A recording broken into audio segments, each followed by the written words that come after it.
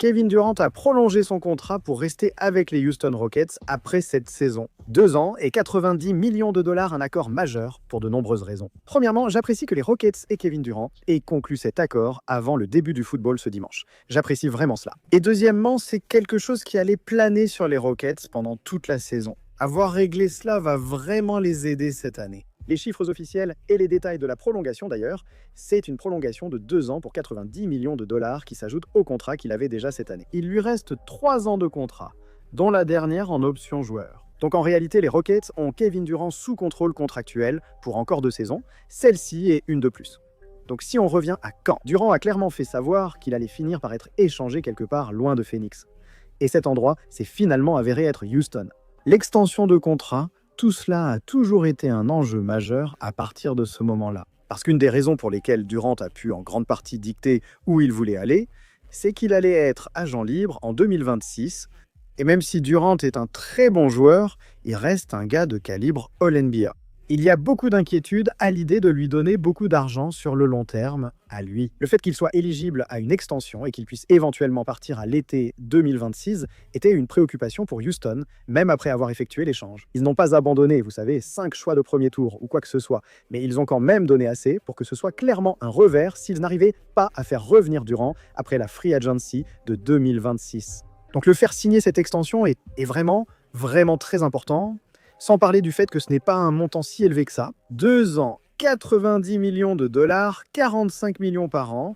C'est en dessous de ce que la plupart des joueurs du niveau de Durant gagnent dans la ligue. Et ça aide énormément les Rockets avec leur flexibilité à long terme. Il a été rapporté que lorsque Durant a décidé que Houston était une destination qui l'intéressait, ce qui a pesé dans sa décision, c'est qu'il savait qu'en arrivant là-bas, il ne lui donnerait pas le maximum de 60 millions de dollars auquel il aurait pu prétendre. Il ne pouvait signer qu'une prolongation de 2 ans pour 120 millions. À Houston, tout le monde semblait d'accord que ce n'était pas l'accord prévu. Les Rockets ont Alperen Şengün'a avec un gros contrat. Amen Thompson aura bientôt besoin d'un nouveau contrat. Tari Eason discute d'une prolongation. Jabari Smith a touché beaucoup d'argent pendant l'intersaison. Ils ont déjà plusieurs joueurs ici, ils ont déjà payé et vont devoir continuer à le faire.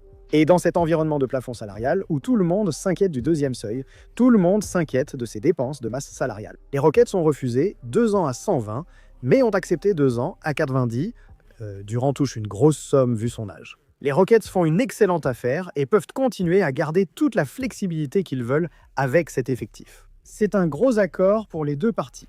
Durant obtient un contrat à long terme à ce stade de sa carrière, malgré ses blessures. Évidemment, il commence à prendre de l'âge, et les Rockets n'ont plus cette incertitude qui planait sur eux concernant ce qui pourrait arriver à l'été 2026. Tu règles ça avant la saison, comme ça, peu importe ce qui se passe. Dans le pire des cas, si les Rockets sont vraiment mauvais et que Kevin Durant est vraiment mécontent, tu peux l'échanger à un moment donné et récupérer de la valeur. Et c'est particulièrement important qu'il règle ça avant le début de la saison à cause de la blessure de Van Fleet. Parce que je pense toujours que les Rockets vont être très bons. Ils ne seront peut-être pas l'équipe la plus agréable à regarder offensivement dans la ligue, mais je pense quand même qu'ils vont être très bons.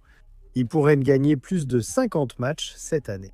La perte de Van Fleet a clairement accru la variabilité de leurs résultats cette année, car ils comptent soudainement beaucoup sur Rich Shepherd, qui a très peu joué pour eux l'an dernier. Tu comptes beaucoup sur Kevin Durant, qui gère encore plus le ballon à ce stade de sa carrière.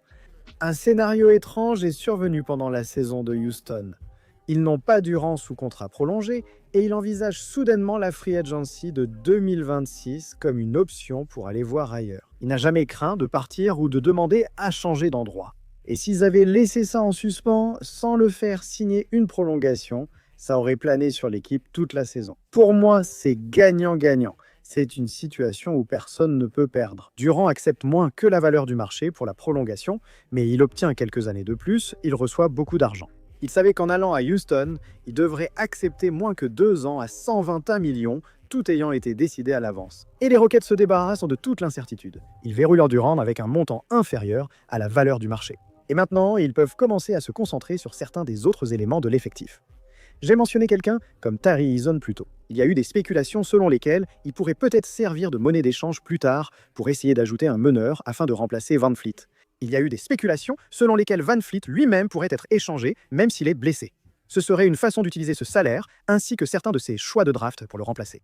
Tout cela est bien plus facile maintenant puisque vous savez que Durant sera dans l'équipe sous contrat et connaissez le montant.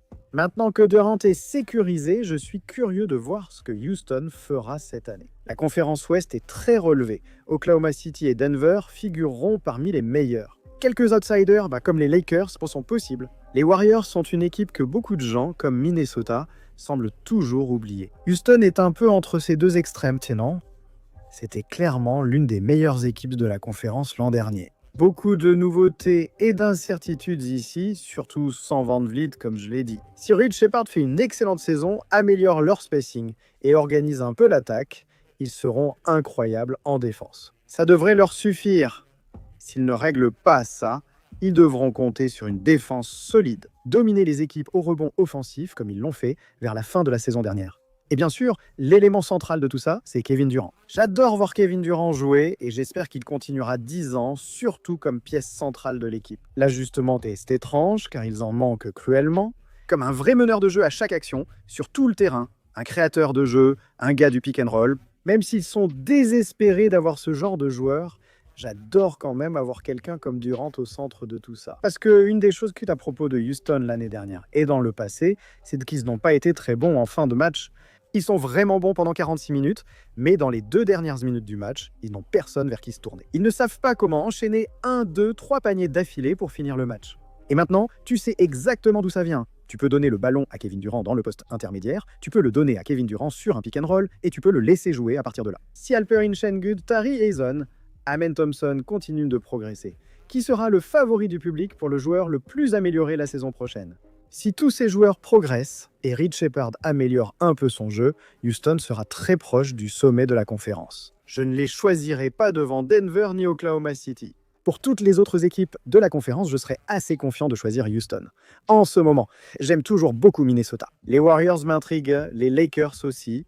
Avec Kevin Durant confirmé, Houston peut enfin se concentrer. Nous connaissons notre équipe. Nous n'avons pas inflé, mais Durant est sous contrat avec une option joueur la 3e année. Tout est prêt, on peut foncer. C'est l'une des équipes que j'ai le plus hâte de voir cette année, parce qu'il y a tellement de choses potentielles au niveau des schémas qu'ils peuvent maintenant explorer. Avec Durant, à quel poste joue-t-il? Vont-ils aligner 2 grands sous le panier, comme en fin d'année dernière?